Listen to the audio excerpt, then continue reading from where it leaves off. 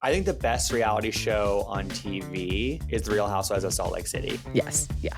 As a TLC watcher, because I feel like in the Bravo sphere, You look down on us, and you should. The Summer I Turned Pretty was like the worst show I've ever seen. Oh, yeah. But I'm finishing it out to be part of to know what's going on because it's everywhere. It's everywhere. Hey, TV, I say, today's guest, Gibson Johns, I'm so excited about because he is going to help us break down all things reality TV. It has been a big year in reality TV since our hiatus, and I needed a pro to get into all of it. So Next Gen NYC, Love Island, all of it. We're about to break it down. Gibson Johns, welcome to the podcast. You might know Gibson from his many writings on reality TV or his podcast, Gavin with Gib. I love both. Just recently, you did the episode with Carlos King on like the entire Real Housewives franchise. Like, thank you for that breakdown. Well, thank you for having me, first of all. And thank you for the great introduction. Yeah, Carlos, it's funny, like every time that we do anything together, like the people are just like, you have to have him back on the podcast. Like, cause he just doesn't really hold back. And Yeah. I like to do those episodes where we basically just like go through every single franchise, like fairly quickly, just to like do a little like assessment of where the Housewives world stands overall. It kind of gives us a good idea of like, are we in good shape? Or are we not? And I feel like we're in pretty good shape right now. There's a lot going on with it. I did do Carlos's podcast once, and his fans said, please never bring her back because I disagreed with, I guess, a very popular housewife. Do you know which housewife that was? It was okay. Okay, everyone is gonna hate me for forgetting her name. Gabrielle. She was the Gabrielle. one. She like had a fight with Erica Kane over like stolen jewelry, and I was like, well, how like she doesn't know who to give the jewelry to. Oh, yeah. I mean, listen, like that's the thing about being in this space is like Bravo and Housewives fans, like they have strong opinions strongly held, you know what I Oh mean? yeah, And I'm a more of a strong opinions loosely held kind of person. Like if same. I kind of feel like with reality TV, it's sort of meant we're sort of positioned to change our minds about people, like any given episode or season of any of these shows. Like that's, we're supposed to be on the up and down roller coaster with them. And like I have my favorites, I have my people who I kind of will always probably love, but like there are some people who I have vacillated a lot on, and like that's just to me the nature of this like ecosystem. Yeah, of reality TV. I'm watching Love Island. I was live tweeting it, obviously. And one week I'm like, Olandria, you are my queen. Everything you do is correct. And the next week I was like, Olandria, you're messing up. Like, why are you still doing? And people were like, how didn't you just say you liked her? How could you now have an issue with her? And I'm like, because that's our job as the viewer of reality television. Exactly. And like, yeah, I was kind of a Nicolandria person, like almost the Oh, entire time, even though I same, I same, did at one point think that the ship had sailed when Nick and Sierra had gotten back together, and I was like, you know what, same. our fantasy bubble has been popped. But then obviously that's not how the cards We were the right. cards Yeah. I and mean, you know what, and now they're still together, and I'm like so happy and thrilled about it. oh, yeah, So and they're gonna get married and be together forever. It's so clear. forever, I Ashley. mean, I was one of those day one, episode 1 Nicolandrians, like, very the second he kissed her with the blindfold, I was like, "Boom, those 2. Boom." Like, it Mm, was both you could just tell. And everyone said, "You're crazy, you're crazy." No, no, no, no. no, you're a truther. You're a truther. I love that about you. I wanna get into all the Bravo shows. There's so much we can talk about. I mean, Love Island in itself is I don't know what happened this year. New fans watching it's wild. But I would love to start with a show that I think isn't getting a lot of attention in the Bravo lineup, Below Deck, which is currently airing one of its wildest seasons, and no one seems to care. Okay, well, Ashley, let me break the news to you. I actually don't watch Below Deck. Below Deck is like the one part of the Bravo universe that I don't engage with, and I have varying answers at different times of like whenever I'm asked about this, but like I know I would like it, first of all. It's like I've obviously seen it a lot over the years, but like I think in my like first of all, I don't have the time to watch every single show on Bravo, and like Yeah, yeah. I'm so dedicated to the Housewives and like Summer House, Vanderpump Rules, Southern Charm world that I need to like have a little bit of space in my media diet for higher brow entertainment, like the HBO's of shows of the world. Yeah, So that yeah. You know what I mean? But why is the Below Deck season so crazy? I would say here at TV, I say we believe that reality television is high-end TV. Listen, I mean, I certainly don't believe, like, when people call it a guilty pleasure, I certainly don't believe in that. And I think it's like, I think it goes between high and low, which is my favorite kind of show. You know, but they know what they're doing at Bravo. They told me you don't watch Below Deck, so I am curious because I feel like it's like the ugly stepchild of the Bravo lineup. Like I feel like everyone, even when they're on like Watch What Happens, people are like, "Who cares?" I don't want to hear what this deckhand has to say. No one cares. And this season has really only been interesting and good because some of the like people on the yacht, the guests, are real housewives and like famous people, and they're making it Right. interesting, and there's a whole thing of why this season isn't that great. Captain Lee is gone. He was this very old captain, and his last season, he, like, fell one time, broke every bone in his body, and was like, "I'm coming back to my Oh ship," my and God. you could tell production was like, "This our insurance is not okay with this." So they replaced him, and now a lot of people are upset, but it's mostly crazy because they actually have guests who are causing drama. This one lady got, like, drunk and started, like, yelling, "You're all Democrats," and, like, they had to call the police, and so that was finally interesting. There's, like, one girl who's in 2 different love triangles, and it's like, okay, now they're actually doing more than just being like, "Wow, doesn't it suck to work on a boat?" And it feels a little bit more like a Real Housewives. Well, that sounds promising, first of all. And second of all, wait, is this the season that is gonna have like some of the Salt Lake City housewives, or is that Yeah, a future? Okay, so that's gonna be this that's this season. one. Yeah, yeah. Okay, but it hasn't aired yet. That one hasn't aired yet, but they Okay, well, I'll be had tapping in for that for sure. yeah, they had another housewife who I guess left the franchise. I didn't Okay, recognize her, but she was not happy with her experience on the charter. got it. Well, I feel like with Below Deck, like, I think in some ways the appeal of the show is that they rotate so many people in and out. And like, Yeah, there's new crew every single season and there's new guests every few episodes. Like that is part of, I think, the appeal for a lot of people of like, you don't have to follow it super deeply. Like you can jump in for any season and you know what's going on. But I think the sort of downside of that, sort of the double-edged sword of that for Bravo is that like there are very few long-term personalities for fans to have like attached themselves to over the years. Like obviously the Captain Sandy, Captain Lee. There's Kate. There's a reason why they keep bringing Kate Chastain back for different things. Fraser, I think.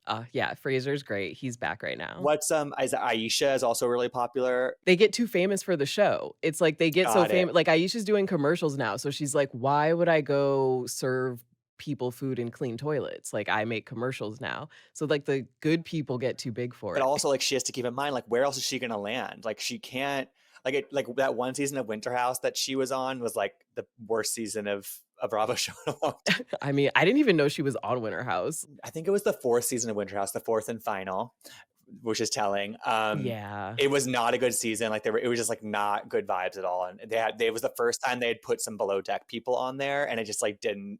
There It was too doesn't work. many, yeah, too much of a crossover. But yeah, I think that is sort of the tough thing for. It's one thing to be a captain and be on there every season because like that's what you're known for, but to be sort of like a wait staff or something for 8 years when you're like becoming a celebrity is a weird like Hannah Montana like dichotomy type thing. You know what I mean? Yeah. Like, and but I think that's the issue for Bravo with Below Deck is that you can't once one of these long term people wants to bow out, then like suddenly there's so much less investment and reason to watch for Below Deck viewers. Yeah, like when Hannah got kicked off for having a vape pen, which Mediterranean, I believe it's season 2, that is the one to watch. She got kicked off for, like, having Zoloft in a vape pen, and everyone was like, "Well, why would I keep watching? Hannah was the reason to watch. She's drama." Right. I feel like they're trying to switch it up and bring some more people back, get it a little more aligned with the other Bravo shows. Good. Will it be successful? I don't know. I mean, they canceled, I think, 2 of the spinoffs, so we'll see. Yeah. I feel like Below Deck was one of those worlds where like, or it was I don't know if it still is the top rated show on Bravo. Like any of that Below Decks were the most popular shows, but I feel like they kind of expanded the universe too much, maybe too. Oh, yeah. By the time they were doing, like, Below Deck Adventure, which was just like, "Oh, people who wanna jump like, climb a rope or something," and it was like, "Why am I watching this? This is I do not care about this." Like, "You wanna jump out of a helicopter into the ocean? Okay, great." Yeah, no, that's not what I personally watch Bravo for. You know what I mean? Yeah. But I guess I love Below Deck because it is the one show that I think I could get on. Like, I am saving up so that my 50th birthday, I am booking a charter on Below Deck. It will still be running. It will. I know it. So, Dream big, dream big. I think that that is, and that's actually so funny. I feel like that is like a that maybe that is a reason why people watch. Is I mean, more people like you. Like it's like it feels like you could potentially have your moment in the sun on Bravo. yeah, I'm watching it. I'm like, oh my gosh, on my charter, we would absolutely only do sparkling water. Like, please. Taste. Yeah. Yeah. So I wanna get into so many other Bravo shows, but then I mean, there's just so many like reality. I don't even know where to begin because I also want to talk about Next Gen NYC, Let's do it. which yeah, like I feel has just come onto the scene. I didn't have high hopes. Okay, I was like, don't think I'm gonna go. These kids. Turns out I love it. It's amazing. These kids grew up on reality TV. They know how to be on reality TV. It's so good. Like, I've been telling everyone, just sit down and watch the whole thing. Yeah, I'm with you. I was so down on it, honestly. Like even up until we got the trailer, I was just like, I don't think this is I can admit that it was not, I wasn't convinced that it was going to work. And part of the reason, I think there were two main reasons for that for me. One is that I was really eager, like I was sort of speaking into existence. First, there'd be a Summer House spinoff about the long-term Summer House cast once they sort of graduate out of the show or out of the Yeah. party house and just sort of follow their lives in the city. And then when I heard there was like this other show about people's lives in New York City happening, and albeit they're younger, I was like, no, like we can't, because I thought in my mind like there couldn't be two of them. But after Yeah. watching the show, I was like, no, that they're not sort of, both things could exist potentially. And the second reason I thought was like the Housewives offspring that they chose, I didn't feel as though from what we had seen from them that they were the most um charismatic personalities that we had ever seen in terms of Housewives kids. You know what I mean? And so Yeah. like, but I was completely proven wrong from episode one. That premiere itself was Yeah. it was it. It was it. Right away, I knew. I can't even really pick a favorite. I think my favorite controversy of the season is the washing hands with Georgia. Actually, I think Georgia is my favorite because I believe she is secretly, like, 38 years old and is lying about her age. Like Well, she's like she's one of those people who grew up in New York City, so she feels like you're right, she feels older than she is because she was probably doing what we did in our 20s when she was 12. You know what I yeah, mean? Like she was going to One Oak probably at 12 years old, and now she's in her late 20s apparently. And apparently. but you're right, she's giving 38. She's like opening a club allegedly. Like it's Right. Like, all of her references are just like, "Wow, are you guys are you guys fans of The Wizard of Oz? Do you guys see that one?" And it's like, "What are you?" they don't even who had never heard of When Harry Met Sally. That was tough. Yeah, Was it that's when I Brooks? was like, yeah, Brooks, I was like, "Oh, I'm too old to ever hang out with these children." Yeah, no, but like to me, the person who I really loved Riley, and I really loved actually Yeah, her trajectory with Georgia. But to me, the person who really kind of like ensured the success of the show to me was Ariana Bierman, who is Kim yeah, Zolciak's daughter.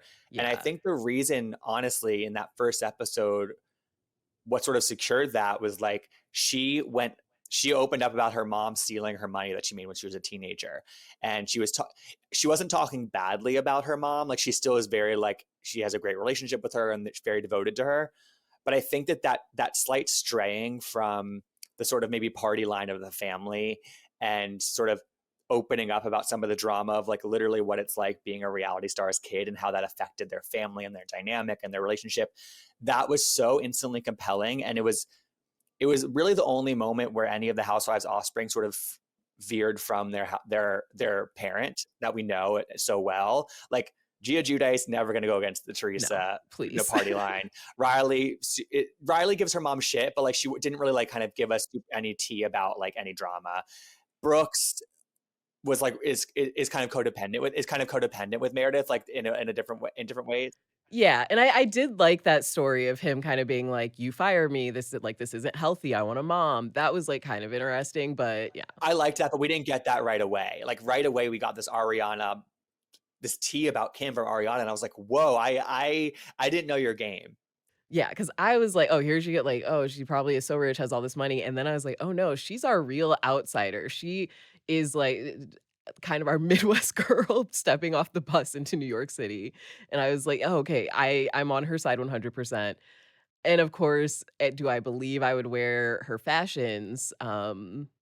Maybe no, not so much my And that's style, okay. but That's that's okay, okay, you that's know? okay, Everybody you know? has their own style, and you know what? I think maybe her boyfriend seems great, honestly, I love their relationship. He has Honestly, interesting style yeah. too, so maybe he would be more inclined. Yeah, at first I didn't think I liked him, I wasn't sure that they were good together, and he was just so supportive, and when she was like, "So his family's incredibly rich," I was like, "Oh, okay, I get it." He's just, Yeah, he's like, literally a down billionaire. yeah, he's just like, "I'm a billionaire, I'm down to just hang out, have a hot girlfriend, and I got your back, babe, you do your thing." Done. Perfect housewife husband, honestly, like, he knows his place. So true. No, it's he's a good devoted supporting character, I would say. Yeah, and but knew when to step in and be like, "Okay, I'm gonna start some drama with, like, Mhm. Connor," who, Oh, right. uh, as far I don't know, as Oh, wait, are you talking about Charlie? Is that the oh, the Charlie, the yeah, blonde? yeah, Yeah, Charlie, the yeah, blonde, yeah. Charlie. Our villain, he just was so desperate to be a villain to me.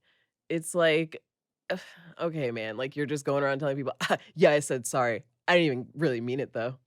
Yeah, yeah, I'm evil.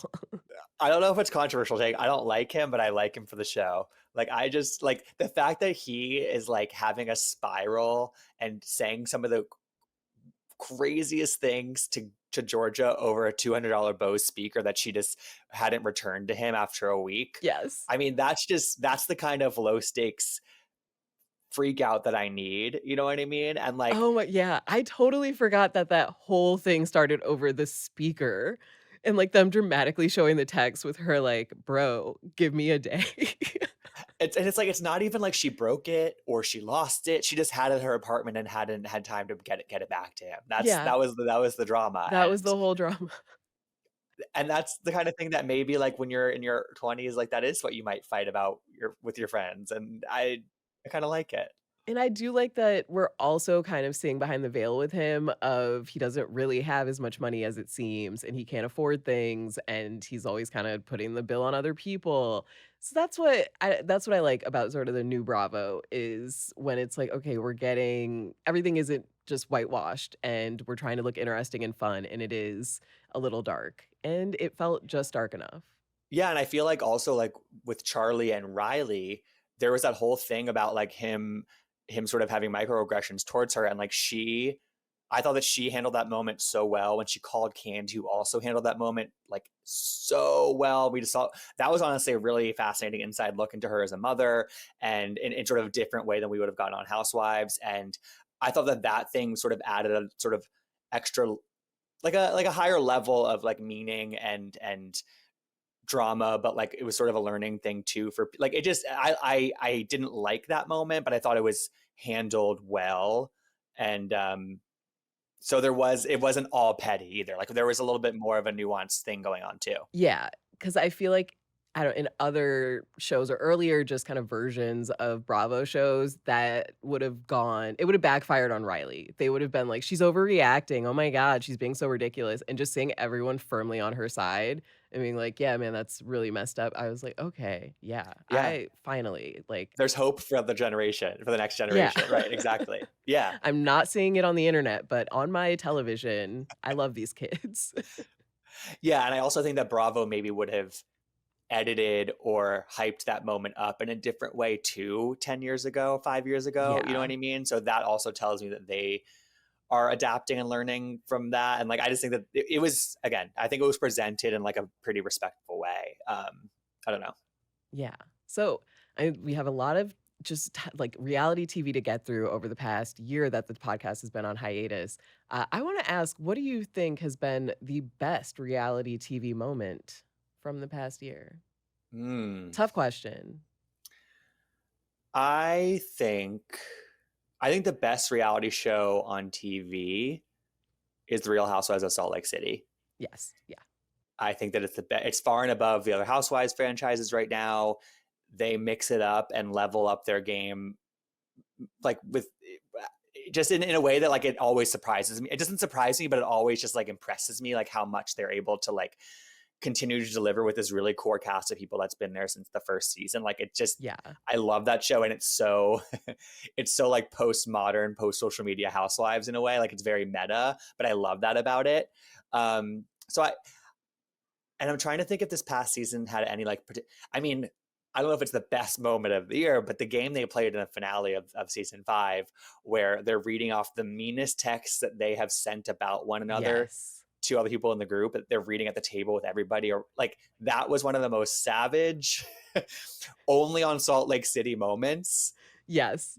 that I think about quite often. I really do. That was incredible. I feel like, the Secret Lives of Mormon Wives, like, they really try to eat their nachos and, like, try to, So like, true. set up those things. I did love that season of I did love season 2 of Mormon Wives though. I did love it. I felt like the reunion kind of fell flat, like, there was just kind of all of this stuff that we thought was gonna blow up, and then it just kinda was like, "Whatever."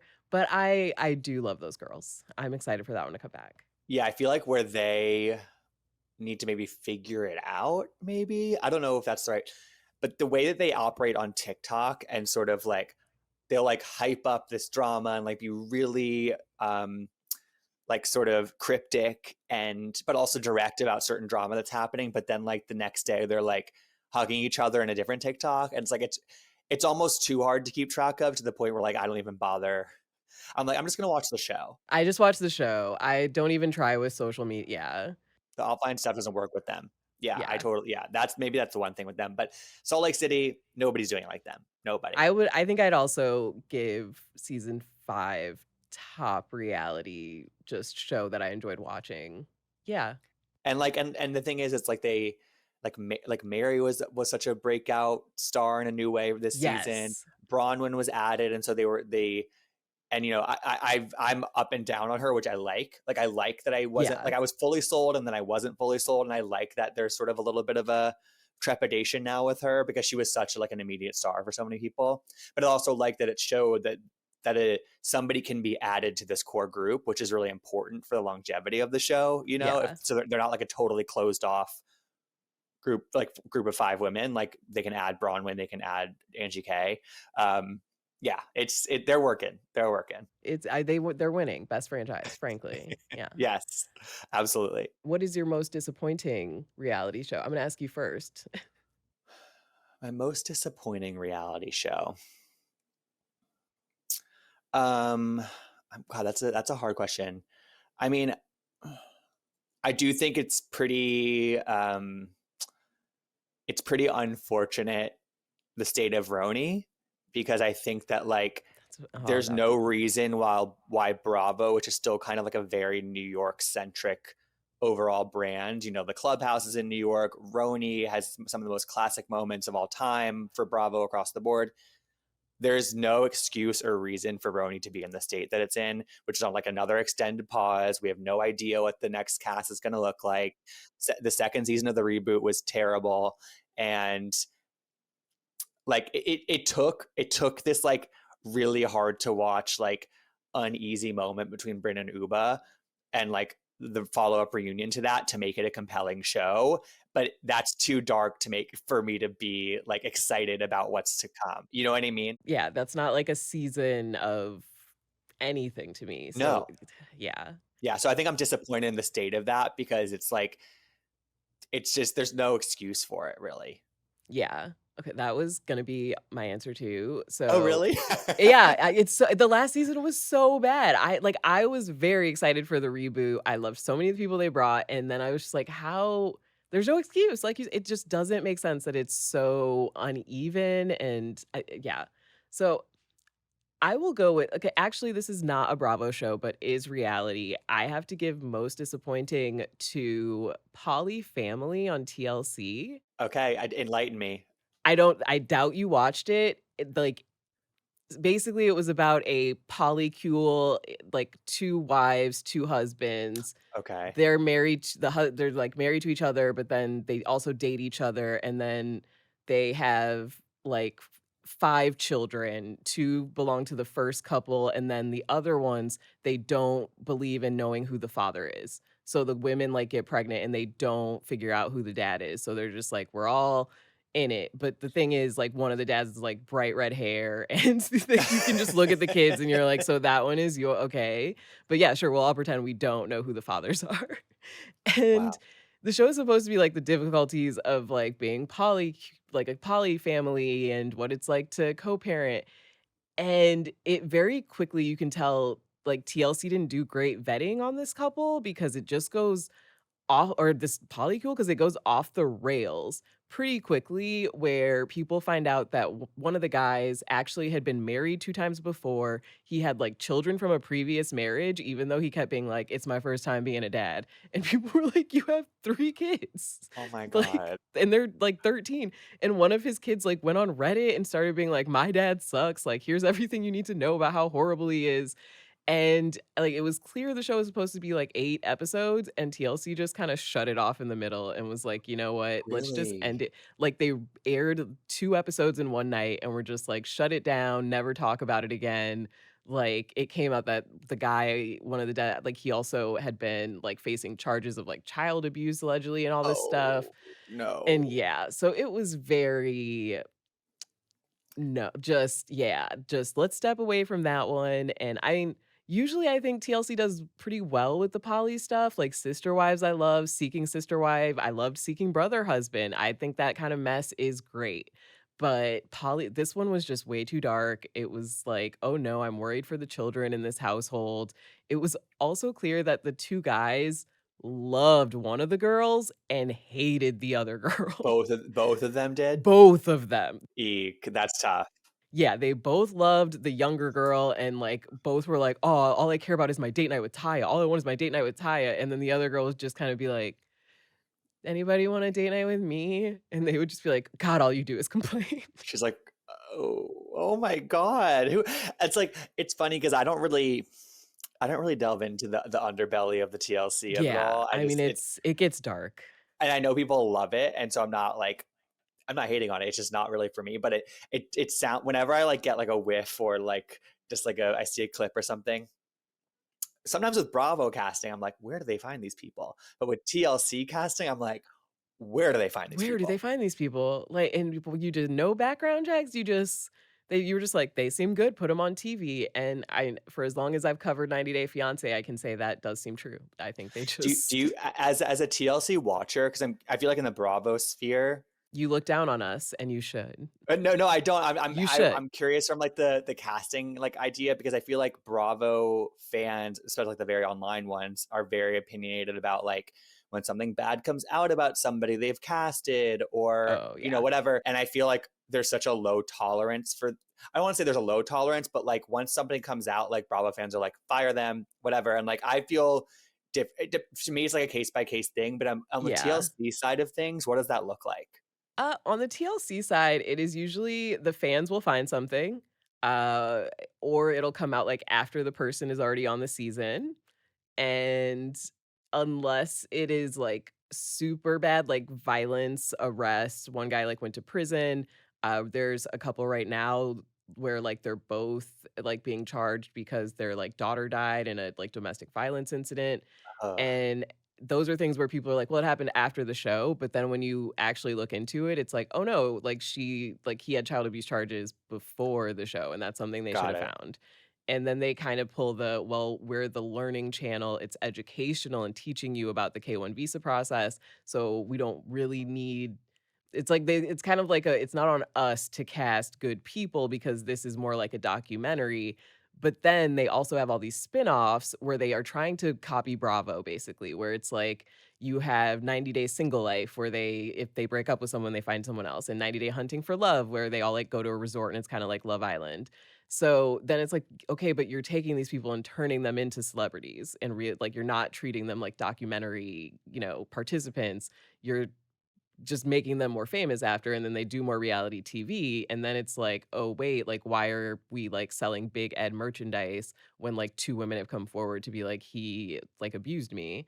So, it's kind of a TLC just kind of is like we don't talk about it, and we just focus on what airs on the show, and then there's a whole other ecosystem of, like, 90 Day blogs and, like podcasts that get into what is actually happening with the cast weekly, and people will be like, "Oh, this person just like got arrested. This person is doing this."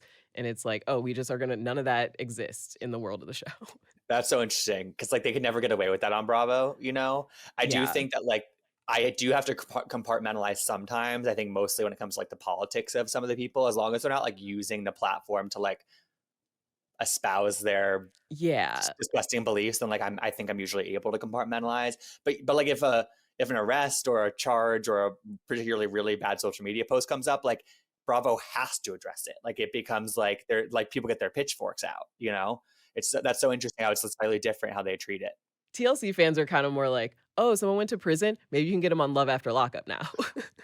Like, how do we keep Wow. milking this? How do we yeah, Just like wow. so I say, you can look, we know what we are, TLC viewers, okay? So funny.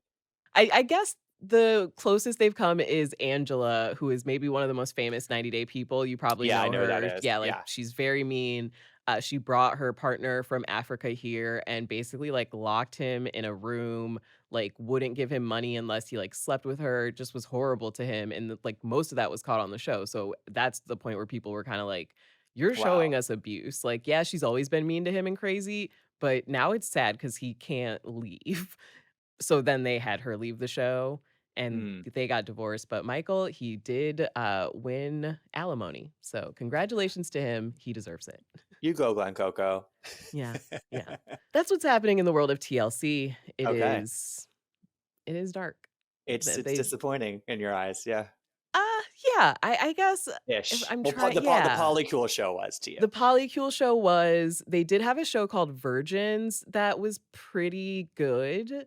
It was one of those it was obviously about virgins, and, like, but adult virgins, not adult virgins, like, one woman was 50 and had been married, but was still a virgin, and it was one of Wow. those shows where you're like, "Oh, no, are they gonna make fun of these people?" But really, it was, like, a sweet look into their lives and how they change and grow, and you, like, you were rooting for them. That sounds appealing. Yeah, it was pretty sweet, but it was also only, like, 6 episodes, and no spoiler, but I'm gonna spoil it, no one loses their virginity by the end.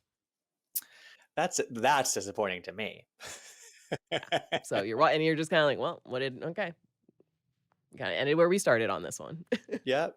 Interesting. That's TLC world. We are close to time here, so I still feel like we have so much we could talk about, so I'm just gonna ask you what your watch list is right now. What else are you watching? Let's just run through it. Reality or non-reality? It can be anything, both reality, Okay. non-reality. I am gonna pull up I have a note in my phone where I keep track of everything I'm watching because it's otherwise I forget what I've committed to. Same. I forget. I will fully forget I watched something and be like, "Oh, this documentary looks good," put it on and be like, "Oh, it was The Husband, I watched this 2 weeks ago." Yeah, yeah. Or I still haven't watched the latest episode. Oh, you know what I am watching? What that is reality that I feel like so I feel two ways about is there's a new season of Project Runway, Yes. and it's on Hulu, Disney Plus, and Lifetime. Are you watching it? I'm watching it. I love it. I love it Okay, so because but yes, let's so discuss. okay, so let me. I overall like I'm really excited by it, like particularly because of Law Roach, who is like one of the Exactly what I was best. gonna say. Like him and Project Runway. I know he's done other shows before, but him on Project Runway is like the perfect match, Yes. and he is bringing like I said this on TikTok somewhere, but like he's bringing bitchiness back to Project Runway, and it's kind of also some of the from the contestants are also sort of taking after him, and I love that about it. Like I think that Project Runway in particular, but maybe all of reality competition shows had gotten so nice and so coddling, and like that's not a reflection of the industry they're going to go in. That's not so. I love that like he is just going for it as a judge. Like I think it's such a refreshing thing. Yeah, and I was afraid because I watched him in Legendary, which was like a competitive, like Right. ballroom show. Yeah, like with houses, and he was always so honest and just mean. He would fight with other judges, and I was like, I don't think he's gonna bring that energy to Project Runway, and he did. Just he did like immediately to one of the people being like, Immediately. "Yeah, so your look was actually the worst of the winning team, and I thought you were horrible, and I actually don't know why you're here." And it's like, And I've actually always wondered that, like on a show like that where it's like a team wins, which first of all, they need to Yeah. stop with the team challenges. There's been 3 episodes and 3 team challenges. That's setting them up for failure, but I digress. But I've always wondered that about some of these shows where like a team wins, but there is a particularly bad performer on that team. They never really addressed that, and so I'm so glad that that law went there. And that's how you get that delusional person who, like, makes it to the top 5 and they're like, "I don't know, I could really win this," and everyone's like, "We don't even know how you're still in the show." Like, how Exactly. everything you've made has been horrible, you've just been skating by. I love the new season. I love Christian Siriano as our new Tim Mhm. Gunn. I know people hate it and they don't think he's great. I love the energy he brings because it is meaner. Like, yeah, Tim Gunn was like, "You got this. Like, I'm here to support. Are you sure about that?" And Christian is like, "Wow, so you're making an ugly, boring pencil skirt? It better be the best one I've ever seen in my life then." It's like, I love it. Like I love that energy. I think Christian's such a star. He's obviously the most successful person to ever come out of the show, so he's done this before. One of my other issues with the show, other than the team challenges, is I feel like, well, actually, two things. The editing is too fast paced. It feels like we're rushing through some of the episodes. I think they used to be longer, the runtime, so maybe that's part of it. But I hate, Ashley, I hate the cliffhanger endings where we don't find out who gets eliminated until the next yes, episode. I hate it. It is grinding my gears so hard, and I don't understand. It's not like they didn't release the season as a binge, which is the only way it would make The sense. only way it would make We're sense. waiting a full week, and we have to remember what they designed, why they were in the bottom two, what the challenge was. It's ridiculous. I already don't care. By the time the next episode starts, I'm just kinda like, "Send whoever home." Like, they dropped the first 2 at once, so it made sense, and I was like, "Well, obviously, they're not gonna keep doing that." And then they keep doing it, and I'm just like, "Ugh." I The can't. pacing's all off, yeah. Yeah, but like the ingredients are there for it to be a good, like it's and Heidi's back, and like they have this great person Utica from Drag Race who's super talented but also maybe getting ahead of themselves, and like I've seen controversy over Utica's casting. I love her on the show. I, like, think it's giving us the perfect drama where she's getting ahead of herself. She clearly, like, is putting herself in a team leader position, and it's like, "Oh, no, you don't right. really have the vision for it, but you have the But the personality." talent is there and the personality, Yeah, like, yeah, but it's like, and then like this past episode, it was like Law was like, you let your drag persona really take over, and like this is not a drag competition. This is a yeah, fashion competition, and like so it's I think there was some clever casting here too, which I also really liked. yeah, but I guess we don't know if Utica makes it right We now. don't We're we we're still don't because waiting. We don't know because I can't even. that denim collection was so ugly. It was No, it so was terrible, terrible. and you knew it was headed that direction too. It was Yeah, just, that was yeah. ugh. Okay, I'm looking at the rest of my list. I'm just gonna tell you, The Valley and OC on Bravo. I watch Big Brother. I'm a Big Brother watcher, but like I don't do the feeds or the social media. I just watch the 3 episodes a week they give us. Yeah, my friends are trying to get me into Big Brother, and it's too much. It's so complicated. I never understand the rules. I'm so sorry. It's all right, honestly. I don't blame you. It's like I've just watched since season 1, so I'm just like I'm never. It's like part of my summer routine at this point to watch Big Brother.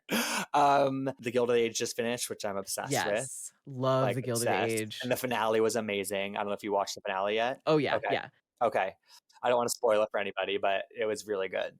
This is the season where I'm like, "You need to watch the show to get to this." Like, it is incredible. It's so good. It's like it's the right balance of like slow pace, but also some good drama, but also like just pleasant to look at. And Yeah.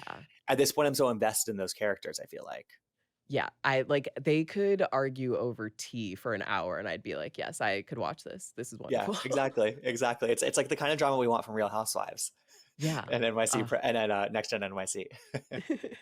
Anything else on your watch list? um, and just like that's about to finish. Yes. RIP. I know, I'm heartbroken. I know, and like people are saying like it's just figuring it out, and like I could have watched it in its worst form for forever. For 10 years. It could have been that one girl's dad dying every episode, a new dad, and I would have been like, "I'm watching, I love this, I don't care." Oh my god. But it finally felt like they got the show and they were like, "Aiden is a distraction, let's just get back to the girls." And now they're ending it, and I I mean, like, I still had thought Samantha would come back even. Like, I just I know. I know. And like the balance and equilibrium of the show was never fully figured out, which I think is part of the disappointment, I guess, 'cause it's like let them, if they have to take 4 seasons to cook and figure out the right yeah, recipe, then like let that, him. then so be it, you know? Like first Che Diaz was a distraction. We had Che. We were so off Right. the rails with Che. Yeah. I didn't watch season 6 of Love is Blind, of Love Island USA, even though I know that's part of the reason why I jumped in for season 7 because I know it was so amazing. It's so good. But like even then, like Beyond the Villa is boring, right? Yes. Beyond the Villa, I'm watching because I love the It's cast. like kind of painful. It's painfully boring, mostly because you can tell these are people who don't wanna be reality TV stars. Mm. Like, Aaron and Kaylor, those are 2 people who really, like, wanted to find a relationship on TV, and then they wanted to, like, go live in the suburbs and never be seen again. So most of the show is just them looking miserable. Like, Kaylor just looks like she wants to cry every episode. She hates LA. It's clear, like, Aaron hates it. He wishes he was just with Rob in a swamp in New Orleans. You haven't seen the scene, but they're like they're bestie. Yeah. Yeah. Yeah. I know some of the lore. I just like didn't watch, Yeah, you but know? even with it's just really boring. Like, I thought the Janae Kenny breakup might add some flavor to it, but it's you just are kinda like, "Oh, yeah, he clearly didn't really like her that much, and they're just kinda slowly getting distant, and why am I watching it?" Yeah, and I feel like when the season was first starting, I was like, "Oh, like this is a great idea," because like in a potential second season of Beyond the Villa, they could like add in some of the season 7 people who are sort of the most interesting and see how like their lives will overlap with the season 6 people in LA and like sort of build it from there. And like just said, it could be this sort of like this way to continue with this sort of a legacy, quote unquote, Love Island talent. Because I think that's, as we've seen on Bravo, like that is such an important thing for them, is to having a landing spot for like the people that we're so invested in that we still want to keep watching, even if like they don't have enough story to sort of drive, you know, holding a Yeah. peach on Housewives, like, and they're maybe they aren't a friend, but like they could still land on the Traders, or they could land on the new Wife Swap show, or they could be on Ultimate Girls Trip when that was still going. Like Love is Blind having something like that in theory is so smart, but Yeah. it's just like kind of falling flat right now. Yeah, I do feel like the season 7 cast will be better on Beyond the Villa because they all just seem a little more oriented towards that kind of fame and, like, reality TV and wanting to do that. Hmm. But yeah, the season 6 cast, it worked so well because they were also genuine. It was just like, "Oh, these are legit genuine people." Like, Serena really loves Cordell, Hmm. and you see that in Beyond the Villa, but it's like, "Okay, they're in love and I'm bored." Like That's so interesting because it's like season 6 got celebrated before that reason for being genuine and authentic. And then season 7 got shat on because people thought they were there just to be reality stars and they were playing the game and what have you. which But you're yeah. right, that works better in a docu-series style reality show where people Yeah. can sort of not drum up drama for the sake of drama, but like they're sort of more inherently like gonna act that way. Yeah, like, I wanna see if there's drama between Pepe, Iris, and Hannah afterwards, even though I didn't care about Totally. them on the show, but now I'm like, "Oh, they're all in LA, what's happening?" So, yeah, but yeah, it's a chop for Beyond the Villa for me, but Yeah. I'm gonna keep watching, so Yeah. Well, yeah, we'll finish it out and like yeah. again, if they're smart, they pick up cameras again to follow some of the breakup fallout, honestly, because that's, I mean, that was crazy, that stuff. And again, I'm not invested in those people, but that was crazy to see happening. Like that was wild. I was invested, but I actually was always a Kenny is not that into Janae Truther, so for Oh, me, it was really? kind of like a, "Yeah, guys, I told you," like, he just wanted to stay in the show when he decided to couple Mm. up with her. He brought back another girl from Casa Amor, and then it was clear, like, Janae was a crowd favorite, and he realized, like, "Oh, if I want any shot of, like, staying on and, like, winning, I have to be with Janae Oh, because she's more interesting. popular." So it always felt very fake, and then Janae had, like, had a lot of bad relationships, and it was kind of like, "Well, I can settle in on this one, so okay." Hmm. And Hmm. but I thought because afterwards they kinda kept going with it, I was like, "Okay, maybe it turned into something real." That's kinda what happened with Leah and Miguel, and then you watch Beyond the Villa, and the second Kenny was like, "No, let's live in apartments next to each other, not with each other." I was like, "Okay, yeah, no, he doesn't like you, girl." Yeah, like I'm even seeing that. Like there was that one scene of them on the couch. I forget what they were even talking about, but I was like, he's not. This was filmed months and months and months ago, and he's not. It's very clear that he's not into her Yeah. in that way. He's just sitting there and is like, "This is what I gotta do because this is we're a picture couple now, like, everybody knows us." So I don't not gonna say I feel bad for him, but it was a situation where I think if TV and the cameras hadn't been involved, he probably would have been honest with her a lot sooner, Right. but he was a greedy, horrible person who was like, "Oh, well, I'll take these brand deals," which yeah. Oh man, Yeah. what a what a situation. Yeah, Yeah. that's sort of the. There's a couple other shows on my list, but Yeah. You wanna get through 'em? I I mean, mean okay, The Summer I Turned Pretty was like the worst show I've ever seen, oh, yeah. but I'm finishing it out to be part of the to know what's going on because it's Same. everywhere. It's Yeah. everywhere. And, like, for a while, they were, like, talking about Jeremiah, and I was like, "Is this Love Island?" And then I was like, "Oh, no, this is Summer I Turned Pretty Person." So I stopped I'm watching it, dying. and then I came back for this last season, so Got it. Yeah, it's like it's not really worth discussing. I feel like, but I'm just like I'm good. yeah. Then the last show I'll mention is The Buccaneers, which is on Apple TV. Yes! Have you watched that before? Finally! Yes! I just started it, like, 2 weeks ago. It is so good. It's so underrated. People aren't really talking about it. I feel like, there was a show on Hulu that I really loved that was, like, somewhat similar. I can't remember the name of it, but it was, like, the same time period, but they were, like, living in a brothel. But I'm just like, I love this. It's just good. I don't know. It's like a combo of like Gilded Age timing, but like some Gossip Girly kind of like Yeah. froth and drama, and it's like Americans that are like fucking shit up in England, and it's there's love triangles. Leighton Meester's on season 2, which is always a Yes. win. Christina Hendricks from Mad Men is like in great form. It's just like Yes. it's a good show. I'm It's a good sorry. show. It's so, so good. That's when I think people I mean, Apple TV does not promote their shows, but No, that's when they should probably get around to promoting because I love it. I fell in love with it immediately. it's a winner. Yeah, it's a winner. I'll do one on my watch list that's also Apple TV. Acapulco, the final season is out. I don't know if you're watching that one. It's a No, tell comedy. me about it. It's pretty good. It's in the 4th season, and it's about this resort in Mexico and the cast of characters that run it and just the hijinks they get into, basically trying to, like, keep it run by locals and not, like, getting it sold out. Got it. But then it's also told, like, in a flashback style, so it's, like, a lot of '80s jokes, and then you come to the present, and it's a fun, just little comedy. I feel like a lot of people are like, "Without Abbott Elementary on, is there any just, like, silly show?" Right. And I'm like, "Yeah, Acapulco, just Apple TV's not telling you about it." But it's what I'm liking, and this is the final season, so Okay. Yeah, I always do need like a 20 to 30 minute comedy type show to like just have in my rotation, you know? exactly. It's one that you can, like, put on and just kinda, like, do stuff, and you'll, like, be like, "Oh, laundry," and you'll, like, oh, laugh a little bit, and, there are subtitles, but, like, it's not so crazy that you, like, have to pay attention. Right, right, right, It's like, "Okay, right. I see what they're talking about, It's a okay." good vibe. Yeah. So I put that on my watch list. I'll also do Smoke, which is Apple TV. Okay, I I want to watch this. I want to watch this. It's insane.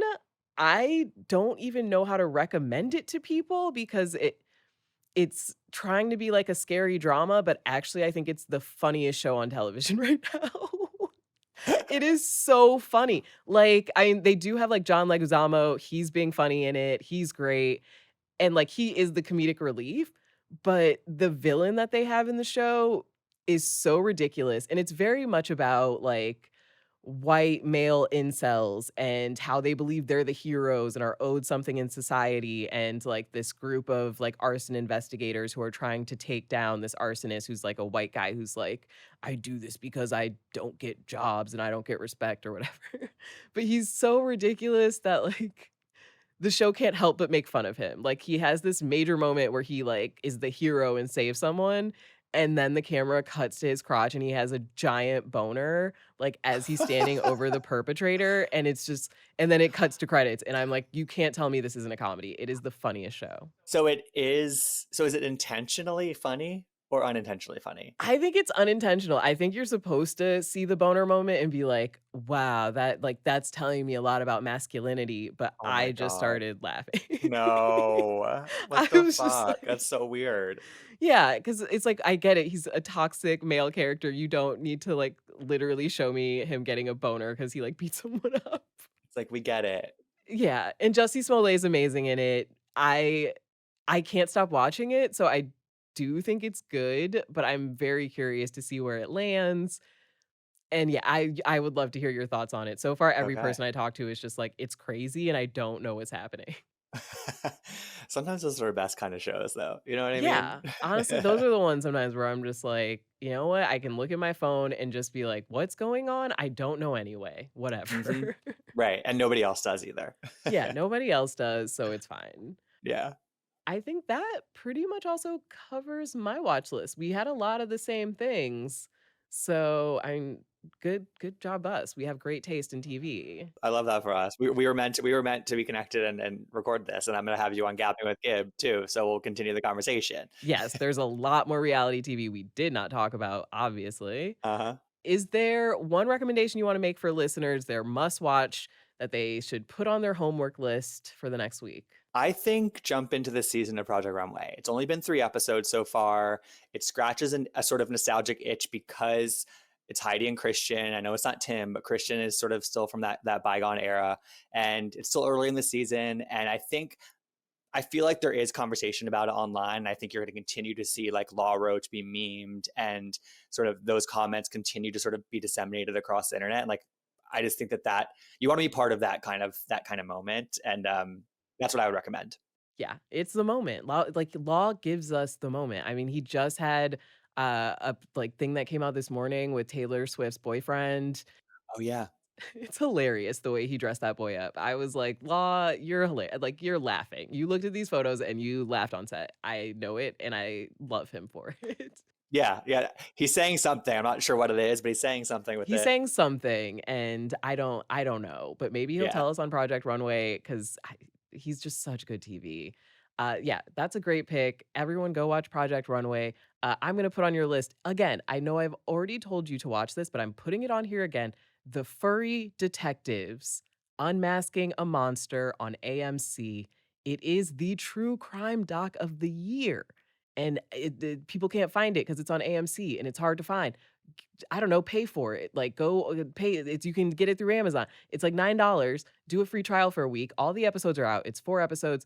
It is about this group of amazing furry detectives, like the leader of whom is like this queer trans woman who's like, yes, and always but physical. I am a wolf. I dress as a wolf, and also I take out like people who abuse animals and children. And it gets into how they uncovered this animal abuse ring that like was international and how they brought it down and like were begging police to like believe them and to like look at the evidence and how they like got themselves into these communities online. It is something that will make you realize the world is scary, but there are good people in it. But it is the true crime doc of the year. Like I am telling you, as soon as someone like with a TikTok watches it and makes it, like everyone's gonna be like, "Oh my gosh, this is crazy." So get ahead of it. Wow. Okay, I need to you convinced me. You convinced It's me. so good. Like, Okay. I have watched it twice. Like, you find new details, you're just like, "How do these people exist?" It's just really well done. It's very focused on, like, the victims while also making it clear, like, who the perpetrators are and, like, focusing on their crimes without, like, kinda turning them into a hero or anything. It's what I think, modern documentaries should look like, and it's one of those things where you watch it and at the end you're like, "Okay, I don't know that I need to have anything to do with furries, but now I know." But you got to look inside their world, exactly. Yep, I Yeah. gotta look. No, thank you, but I gotta look, and that's what I like about documentaries. So Yeah. I'm gonna put that on your must-watch homework list. Everybody, thank you for listening. I wanna thank my guest. Make sure you listen to Gabbin' with Gib, amazing podcast. Thank you so much. Thanks for having me. This was a blast. I want to thank my guest, Gibson Johns, for joining me today. Make sure you listen to his podcast, Gabbin' with Gib. It's absolutely amazing. It is the place for Bravo takes. And thank you so much for listening. We'll be back next week with another episode.